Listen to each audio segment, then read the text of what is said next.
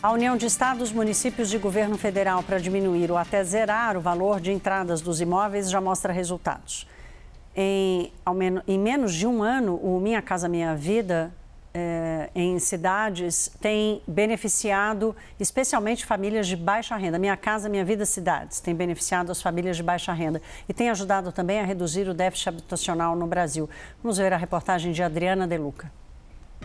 Aos 21 anos, a Laila já conseguiu realizar um sonho, o de ter uma casa própria. Eu não me esperava tão cedo adquirir um imóvel aqui, né? Então, quando eu consegui realizar isso, que era algo que eu esperava que ia, sei lá, para os meus 30, 35 anos, eu fiquei em êxtase, né? No Brasil, cada estado tem um programa de habitação.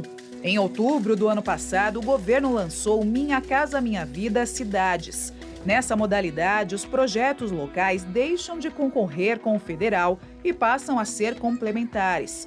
Essa união tem impulsionado a produção de habitações populares pelo país e ajudado a reduzir o déficit habitacional. No financiamento habitacional, muitas vezes a família tem que dar entrada para comprar esse imóvel. E é a parte mais difícil. Famílias que ganham 2, 3 mil reais têm muita dificuldade de juntar um dinheiro para dar entrada. Então, o programa Minha Casa Minha Vida Cidades tem o objetivo de facilitar a entrada. O governo federal dá um subsídio de até 55 mil reais no Minha Casa Minha Vida. Mas a gente convida o Estado a complementar esse recurso. O Ministério das Cidades estima alcançar 1 milhão de novas unidades habitacionais até setembro. Em todos os estudos que nós firmamos, o problema das famílias não é pagar essa parcela, como eu disse, que é menor do que ela paga de aluguel, mas sim essas famílias não têm o dinheiro para dar a entrada, para poder acessar. Com isso, a gente está ampliando muitos financiamentos, tanto no faixa 1, como do faixa 2, que são aquelas famílias que ganham até 4.400, e do faixa 3, que são aquelas famílias que ganham até 8 mil reais. Unir as políticas públicas, tanto de estados e municípios, como Minha Casa Minha Vida do governo federal. E isso faz com que mais famílias possam ter acesso a habitação. Paraná é o estado que mais ofereceu subsídio aos interessados em adquirir um imóvel por meio do Minha Casa Minha Vida Cidades. Foram mais de 153 milhões de reais, o que possibilitou a aquisição de 7.674 moradias. Em seguida está São Paulo, onde o governo estadual entrou com um aporte de 144 milhões de reais. Depois vem Pernambuco com 56 milhões de reais, Mato Grosso com mais de 24 milhões de reais e Espírito Santo com quase 15 milhões de reais. Para Ratinho Júnior, facilitar a entrada do financiamento tem sido o impulsionador dos programas habitacionais no estado. Nós damos a entrada para essas famílias, para que elas consigam o financiamento da Caixa Econômica, então até 10, 15, 20 mil reais, para as famílias até 4 salários mínimos de renda. No Mato Grosso, a matemática é parecida. Neste momento, são 20 mil habitações em construção. Era meu sonho sair do aluguel, foi um sonho e tanto. Tanto que quando eu falo, eu quero até chorar. Foi assim, uma realização, sabe? E eu agradeço muito por me estar saindo do aluguel. Olha, eu não paguei entrada por causa do subsídio do governo. Saiu, né? Aí eu não paguei entrada. Morando no que é da gente mesmo, né, a gente já se sente mais seguro. Então, eu e as minhas filhas, eu creio que a gente vai ser muito feliz aqui.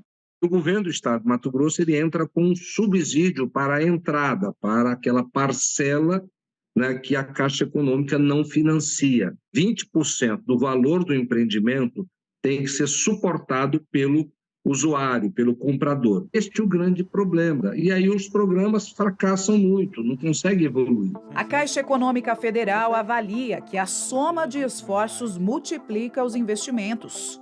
Nós temos duas visões que nós podemos compartilhar com essa questão. A primeira é que a cada 1 bilhão colocado dentro do programa Minha Casa Minha Vida, você tem a possibilidade de gerar ali em torno de 150 mil empregos durante a fase de produção.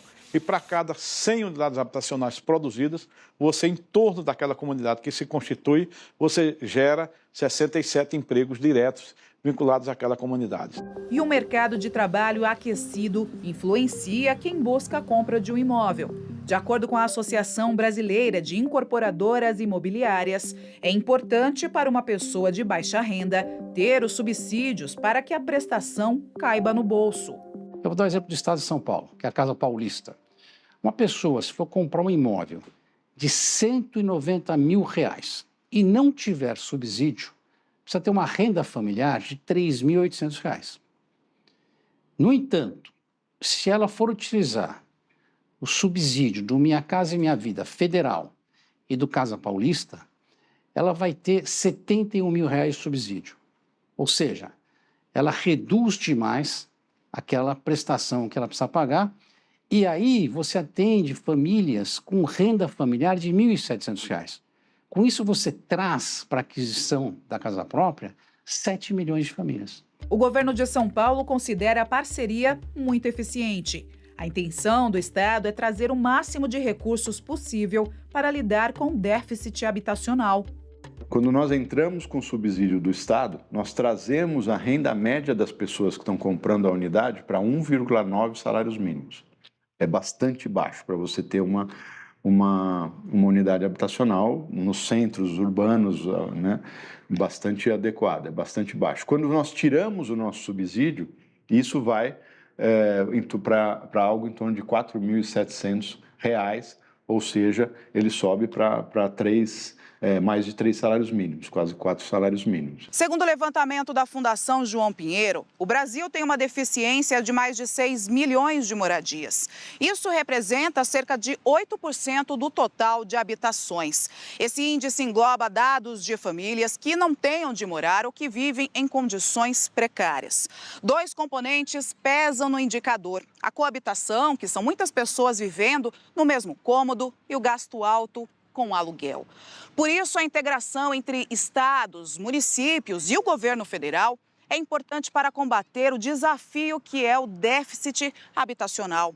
Com programas sociais de habitação, é possível realizar o sonho da casa própria e melhorar a condição de vida de muita gente. Só aqui neste complexo residencial, que é um dos maiores do Brasil, são 51 prédios.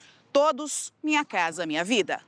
O déficit habitacional na casa de 6 milhões de habitações, demandaria 960 bilhões de reais para poder construir isso tudo num espaço de tempo, para zerar o déficit habitacional.